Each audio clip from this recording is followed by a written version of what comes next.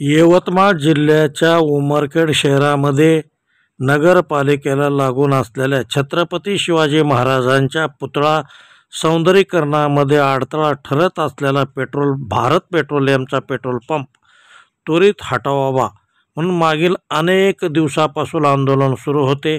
त्याचबरोबर मागील महिन्यापासून या ठिकाणी चक्री उपोषणसुद्धा सुरू होते, परंतु हे रस्त्यावर येत असल्याचे कारण पुढे करून उपविभागीय अधिकारी कार्यालयाने दिलेल्या एका नोटिसीला घेऊन पोलीस प्रशासनाने हे उपोषण दडपण्यासाठी तातडीची कारवाई करून उपोषणकर्त्याला जेलमध्ये बंद केले। याविषयी उमरखेड शहरामध्ये प्रक्षोभक वातावरण निर्माण झाले आणि 4 नोव्हेंबर 2025 रोजी उमरखेड बंदची हाक देण्यात आली।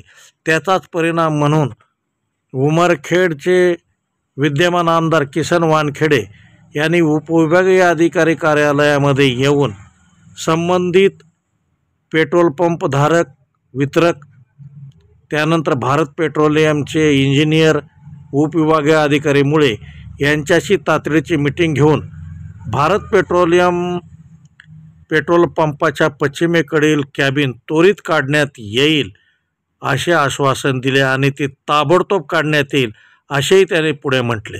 परंतु अद्याप 4 दिवसापासून ते कॅबिन न हटवल्यामुळे उमरखेडमधील शिवप्रेमी नागरिक पुन्हा आज दिनांक 7 नोव्हेंबर 2025 रोजी पुन्हा उपविभागीय अधिकारी कार्यालयात धडकले आणि त्यांनी ही कॅबिन न हटविल्याचे अधिकाऱ्यांच्या निदर्शनास आणून दिले।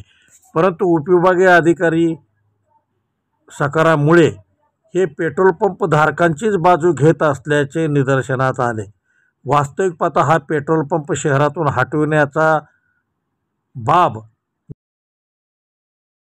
2003 मध्ये बाबा जहागीरदार नगराध्यक्ष असताना ठरावसुद्धा झालेला आहे आणि ई क्लासची जागा आता सध्याच्या हायवे परिसरामध्ये ज्या ठिकाणी राजू जयस्वाल यांचे क्रेशर होते तो भाग ई क्लासमध्ये येतो आणि त्या ठिकाणी ह्या पेट्रोल पंपाला जागा देता येऊ शकते।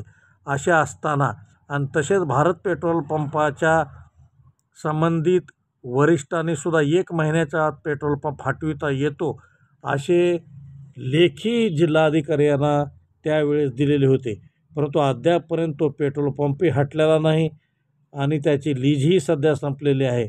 परंतु लीज संपूनसुद्धा त्या पेट्रोल पंपाला सील ठोकण्यात आलेले नाही आणि विद्यमान आमदार किसन वानखेडे यांनी 4 नोव्हेंबर रोजी त्वरित सौंदर्यीकरणात अडथळा ठरत असलेली कॅबिन हटविण्याची घोषणा केलेली होती, परंतु अद्यापपर्यंतसुद्धा ती कॅबिन हटली नसल्यामुळे उमरखेड शहरातील महाविकास आघाडीचे कार्यकर्ते तसेच शिवप्रेमी नागरिकांनी पुन्हा ही बाब उपविभागीय अधिकारी सकारामुळे यांच्या निदर्शनास आणून दिली आणि ती कॅबिन त्वरित हटवावी अशी मागणी केलेली आहे। अग्निबाण लाईव्ह न्यूजसाठी डॉक्टर आंबेजोगाईकर, उमरखेड।